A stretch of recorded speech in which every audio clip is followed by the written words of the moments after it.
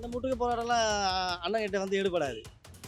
எதுக்காக சொல்கிறேன்னு கேட்டிங்கன்னா, அந்த வீட்டுக்கிட்ட கூட போகல. முற்றுகின்றதே இது முற்றுகின்ற வார்த்தையை சொல்லக்கூடாது ஆக்சுவலாக. சீமான் பேசுறதுக்கு எந்த ஆதாரமும் தேவையில்லை. அவர் ஃபர்ஸ்ட் ஒன்று பேசுவார், அதுக்கப்புறம் ஒன்று பேசுவார். அந்த ஃபோட்டோ எடுத்து 15 வருஷம் இருக்குன்னு சொல்கிறாங்க. ஆனால் 15 வருஷமாக சொல்லாதது இப்போதைக்கு சொல்கிறாங்கன்னா, யாரோ சொல்லி தூண்டி சொல்கிறாங்களோ அதுமாரி இருந்துருக்கலாம். சீமான் வந்து பெரிய ஆளுங்க தானே, அவங்களாம் பேசக்கூடாது. அவங்க என்ன தப்பு பண்ணாங்க பெரியார்? மதிக்கப்படக்கூடிய ஒரு பெரியவரை அவங்க தவறாக பேசும்போது அது போராடுறது தப்பு இல்லை.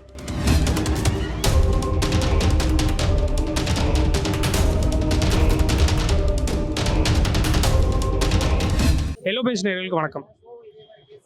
சீமான் வந்து தொடர்ந்து பெரியார் அவதூறா பேசிட்டு வர்றார். அதை கண்டிச்சு இன்னைக்கு வந்து பெரியாரி அமைப்புகள் வந்து அவரோட வீடை வந்து முற்றுகை போராட்டம் நடத்தியிருக்காங்க. இதை பற்றி நம்ம மக்கள்கிட்ட வந்து மக்கள் என்ன பேசுகிறாங்கங்கிற கருத்து கேட்க போகிறோம். இது சீமான் வந்து தொடர்ந்து பெரியாரை பற்றி அவதூறாவே பேசிட்டு வர்றாரு. இன்னைக்கு அவரோட வீடை வந்து பெரியார் அமைப்புகளான தந்தை பெரியார் திராவிட கழகம், மே 17 இயக்கம் போன்ற அமைப்புகள்லாம் முற்றுகை போராட்டம் நடத்தியிருக்காங்க. அந்த மாதிரி பெரியார் அவதூறா பேசுறாரு. அப்படி இருந்தும் இன்னைக்கு அவங்க அந்த போராட்டம் நடத்திட்டு இருக்கிறப்ப கூட திரும்பவும் பெரியாரை பற்றி சீமான் வந்து அவதூறாவே பேசியிருக்காரு. இதை பற்றி நீங்கள் என்ன நினைக்கிறீங்க? சீமானை பொறுத்த வரைக்கும் அவர் தான் ரொம்ப தெளிவான ஆள், ரொம்ப முட்டாள் இல்லாதவங்க எல்லாருமே முட்டாள். அவர் தான் ரொம்ப மோசமான வானிலைன்னு சொல்லுவாங்களா, அது மாதிரி ஒரு மோசமான ஆள். மற்றவங்களுக்கும் அவருக்கும் சம்மந்தம் இல்லாத மாதிரி எதுவும் பேசுவார். லாஸ்ட்டில் வந்து பார்த்தோன்னா உட்காந்து சமபந்தியில் சாப்பிட்ற ஆள் அவர். அதனால் அவர் சொல்லப்போனால் ஒன்றுத்துக்கு லாகி இல்லாது எல்லாத்தையும் மூசி மொழிப்பி சண்டை மூட்டி விட்டு அவர் வேடிக்கை பார்க்குற ஆள். அதனால் கட்சியை பொறுத்த வரைக்கும் பெரியார் ஆகட்டும் இல்லை அண்ணாவாகட்டும், அவர் வந்து எல்லா திராவிட மாடல்னு பேசிட்டு லாஸ்ட்டில் வந்து கட்சியில் ஒன்றா சேர்த்துப்பார். ஏன்னா கட்சியில் அவருக்கு இடம் கொடுக்குறாங்களோ கொடுக்கலையே தெரியாது. ஆனால் அவருக்கு பொறுத்த வரைக்கும் வந்து பார்த்தோன்னா எப்படியாவது வந்து அரசியலை பற்றி தப்பாக பேசி வாழ்க்கை நேரத்தை அவருக்கு தொழிலாக போச்சு. வாய்ப்பே இருக்காது. அவர் வந்து பார்த்தோன்னா அவர் விடுதலை புலிகள் வந்து அவங்களுக்கோசம் வந்து பாடுபட்டவர். இவர் வந்து பார்த்தோன்னா அவருடைய பேரில் வந்து இவர் எப்படின்னா வந்து சாயம் பூசுறான்னு பார்த்துக்கிறாரு. அதனால வந்து விடுதலை புலிக்கும் இவருக்கு சம்பந்தம் இருக்க வாய்ப்பே இருக்காது. அவர் என்ன சொன்னா கட்சி வந்து வளரணும்னு சொல்லிட்டு எதனா தேவையில்லாம பேசுவாரு யாரு, சீமான். அதனால கட்சிக்கும் சம்பந்தம் இருக்கக்கூடாதுன்றத விட இப்போ என்ன சொல்லலாம், ஏன்னா பாதிப்பு வரலாம்னால ஆள் எந்த வித மாற்றம் இல்லை, பொய் தான் அவர். அது இந்த மாதிரி பேசினா அது நடக்கிறது தான். எப்படின்னு அவதூறாக பேசும்போது அவங்க முற்றுகை பண்ணுறது. இப்போ இவங்களே வேற யாரும் இப்போ திமுகவில் வந்து பேசியிருந்தாலும் அவங்க போய் இவங்க எதிர்வினை ஆடுறாங்க. அந்த ஃபோட்டோ எடுத்து 15 வருஷம் இருக்குன்னு சொல்கிறாங்க. ஆனால் 15 வருஷமாக சொல்லாதது இப்போதைக்கு சொல்கிறாங்கன்னா, அது இப்போ 15 வருஷம் முன்னாடி அவங்க சொல்லியிருந்துருக்கலாம். அவர் இயக்குனர் தான். ஏதோ யாரோ சொல்லி தூண்டி சொல்கிறாங்களோ அதுமாரி இருந்திருக்கலாம். யாரோட தூண்டுதலின் பேரில் தான் அவங்க சொல்கிறாங்க. ஏன்னா 15 வருஷமாக இன்னும் சொல்லலை, இப்போ வந்து சொல்ல வேண்டிய அவசியம் இல்லை. சீமான் பேசுறதுக்கு எந்த ஆதாரமும் தேவையில்லை. அவர் ஃபர்ஸ்ட் ஒன்று பேசுவார், அதுக்கப்புறம் ஒன்று பேசுவார். அதனால அவர் பேசுறத பெருசாக நம்ம கண்டுக்காம இருக்கிறதே பெட்டர் தான். அது அவங்களோட இயக்கத்துலேருந்து பண்ணுறது. அது வந்து கண்டிப்பாக அப்போசிஷன் நம்ம தெரிவிக்கணும். பெரியாரை பற்றி தெரியாமல் பேசக்கூடாது. பெரியார் எவ்வளவோ நல்லது பண்ணியிருக்காரு, அதை பற்றி தெரியாமல் நம்ம பாட்டுக்கு கிரிட்டிசைஸ் பண்ணுறது வந்து தப்பான விஷயம் தான். அதை பற்றி நமக்கு ஷுவராக தெரியாது. ஆனால் மேக்ஸிமம் நான் பார்த்த வரைக்குமே அது எடிட் செய்யப்பட்ட ஃபோட்டோ தான் சொல்கிறாங்க. அதனால 2 குரூப் ஒரு ஒப்பீனியன் சொல்கிறதுனால நமக்கு சரியாக தெரியாது.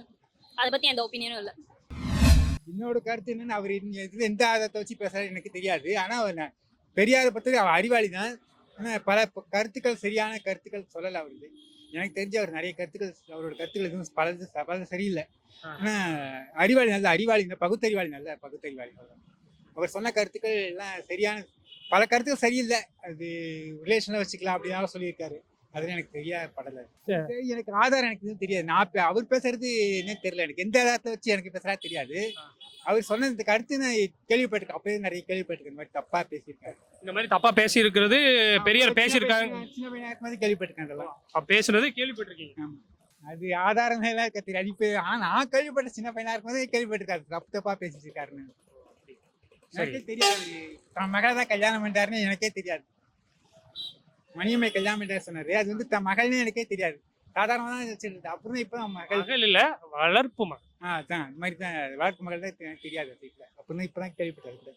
அது எப்படி நான் இது வர்றாரு எதுவும் படிக்கல அவரை பற்றி. நான் பள்ளிப்பாடத்தில் இப்போ பெரியார் பற்றி படிச்சிருந்தேன், அவ்வளோதான். பகுத்தறிவாளி தான், சிந்தனையாளர் பகுத்தறிவாளி. எதையும் கேள்வி கேட்கணும், ஏன் எதுக்கு எப்படின்னு கேள்வி கேட்டால் தான் அறிவு வளரணும்னு சொல்கிற மாதிரி நிறைய கருத்துக்கள் சொல்லியிருந்தாங்க. முற்றுகை போராட்டம் அவங்க நடத்துகிறாங்க. பெரியார் மேலே நல்ல கருத்து இருக்கிறவங்க சொல்கிறாங்க, நீ முற்றுகை போராட்டம் பண்ணக்கூடாதுன்னு. இல்லை சீமான் செஞ்சது தப்புன்னு சொல்லி அவங்க சில முற்றுகை போராட்டம் பண்ணுறாங்க. ஆனால் சீமான் சொன்னதுக்கு நான் ஆதாரத்தை கொடுக்குறேன்னு அவர் யார் சொல்கிறாரு சீமான். கொடுத்தா நமக்கு ஒன்றும் தெரியாது. நமக்கு தெரியும். நான் அது வரைக்கும் ஆதாரத்தை எதுவும் பார்த்ததில்லை. நான் சின்ன வயசுல இருக்கும்போது அவர் பேசினா கேள்விப்பட்டேன். ஆதாரம் எனக்கு தெரியாது. அவர் கொடுத்தா கொடுக்க சொல்லுங்க ஆதாரத்தை. சீமான் சொல்கிறாரு நான் ஆதாரம் காட்டுறேன். பெரியார் அந்த மாதிரி தான் பேசியிருக்காரு, தப்பான ஆள் தான், விவசாயத்துலாம் போயிருக்காருன்னு சொல்கிறேன்னா ஆதாரம் தான் நீங்கள் கொடுங்க, எனக்கு தெரியாது.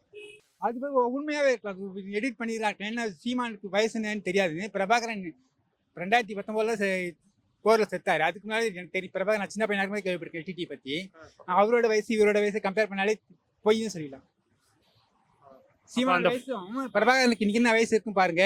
அப்போ எல்டிடியா இருக்கும்போது எவ்வளோ வயசு இருக்கும் பாருங்க. அப்போ பார்த்துக்க வாய்ப்பே கிடையாது. சீமான் பார்த்துக்க வாய்ப்பே கிடையாது. சீமான் வந்து இருந்தாலும் பெரிய ஆளுங்க தானே, அவங்கள பேசக்கூடாது. அவங்க என்ன தப்பு பண்ணாங்க பெரியார்?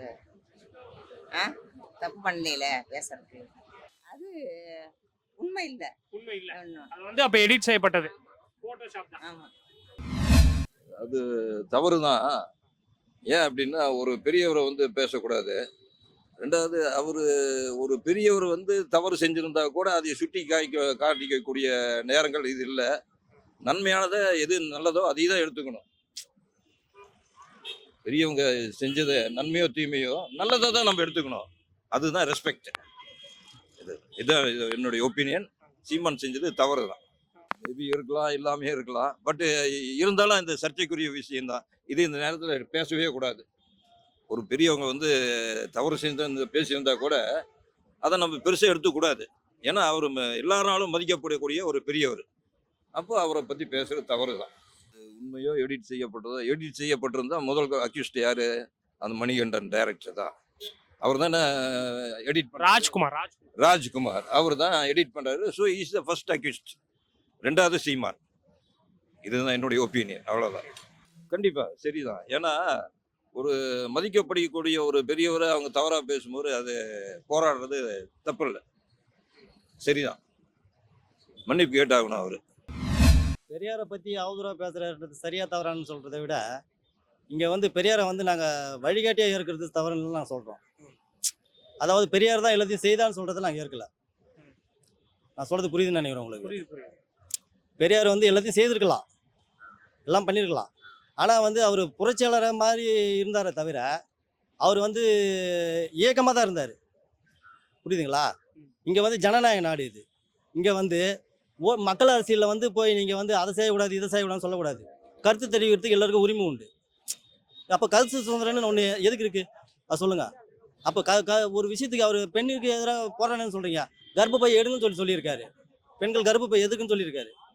அப்படி இருக்கும்போது நீங்கள் அதுக்கு எதிராக நீங்கள் போராடினாக்கா அது இந்த விஷயத்தை அவர் பேசியிருக்காருன்னு சொல்லும்போது இது தவறு, நீங்கள் அதுமாதிரி பேசக்கூடாது, அவர் அதுமாதிரி பேசணும்னு சொல்கிறீங்க. அதுக்கான ஆதாரத்தை கொடுன்னு கேட்குறீங்க. அதுக்கான அவர் சொன்னதை சொல்லும்போது தான் அது ஆதாரமாக நம்ம பல பேர் சோசியல் சமூக ஊடகங்கள்லாம் பரப்பின்னு வராங்க. ஆனால் ஆதாரத்தை கேட்கும்போது நீங்கள் இல்லைன்றது மறுக்கிறதுக்கு நீங்கள் ஆதாரம் கொடுக்கணும்ல. அவர் அது மாதிரி பேசவே இல்லை அப்படின்னு சொல்கிறதுக்கு நீங்கள் ஆதாரம் கொடுங்க.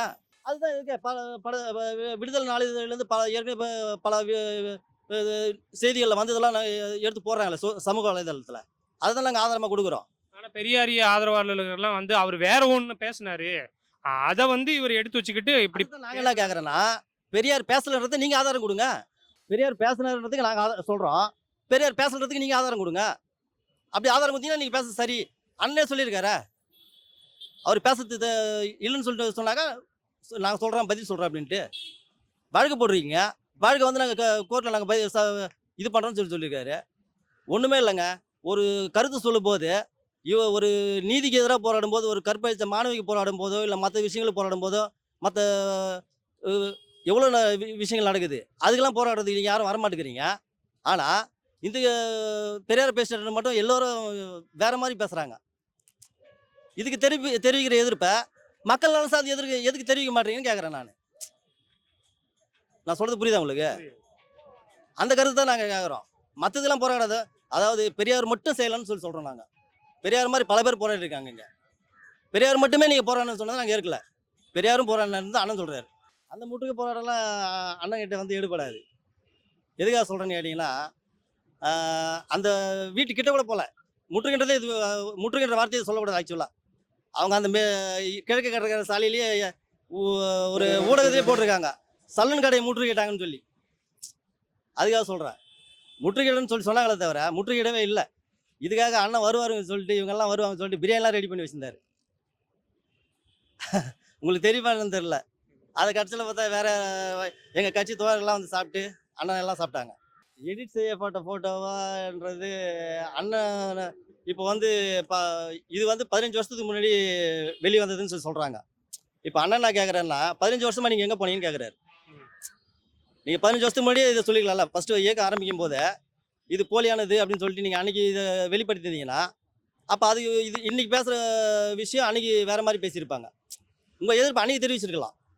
இன்றைக்கி வந்து பெரியாரை பேசுறதுக்காக நீங்கள் இன்றைக்கி வந்து அண்ணன் சீமான் வந்து தலைவர் கூட எடுத்த ஃபோட்டோ வந்து போலின்னு சொல்லிட்டு நீங்கள் சொல்லும்போது அது எப்படி நாங்கள் நம்புறது? அது எங்களுக்கு தெரியும் அது உண்மைதான்ட்டு. பிடிக்காதவங்களுக்கு பிடிக்காது. இல்லை பேசாத விடுங்கன்னு சொல்லலை. அது வந்து எப்படி சொல்கிறதுனா நிறைய நம்ம கான்ட்ரவர்ஷியலான விஷயங்கள் நிறைய போயிட்டுருக்கு இல்லையா. இதை வந்து அதுக்கான ஆதாரத்தை வந்து சமூக ஊடகங்கள் வந்து 15 வருஷமாக போயிட்டுருக்கு. அது அன்னைக்கு பேசாத போது இன்றைக்கி பேசும்போது தான் அதை பெருசுப்படுத்த வேணாம்னு நினைக்கிறோம். வேறு ஒன்றும் கிடையாது. இது எப்படி இருந்தாலும் உங்களுக்கு தெரியாமல் இருக்க போகிறது இல்லை. எல்லாம் ஊடகத்தில் தான் போயிட்டுருக்கேன். நேற்று சொல்லியிருக்கலான்றது தெரியல. நேற்று எப்போ தெரியாதுன்னு நகர்ந்து போனேன்னு அந்த இதை நான் பார்க்கல நான். ஆனால் நான் இன்றைக்கி பார்த்தேன். இன்னைக்கு காலையில் அண்ணன் பேட்டி கொடுத்துருந்தாரு, அதை பார்த்தேன். அதை வச்சு சொல்கிறேன். அவருக்கு தெரிஞ்சது அவர் பேசுறன்ட்டு அவர் பாட்டுன்னு என்னென்னவோ பேசிக்கிறாரு. அதுதான் அவருக்கு தெரிஞ்சது. ஃபர்ஸ்ட் பெரியவருடைய கொள்கையை அவரு ஃபர்ஸ்ட் பார்க்கணும். அவர் பார்த்துட்டு அதுக்கப்புறம் தான் அவருக்கு பேசணும். அவர் பேசுறது எல்லாமே இப்போ விஜய் வேலுநாச்சியார் இது வச்சு கட் அவுட் வச்சதுக்கு அவர் மாற்றி மாற்றி தான் பேசியிருக்காரு.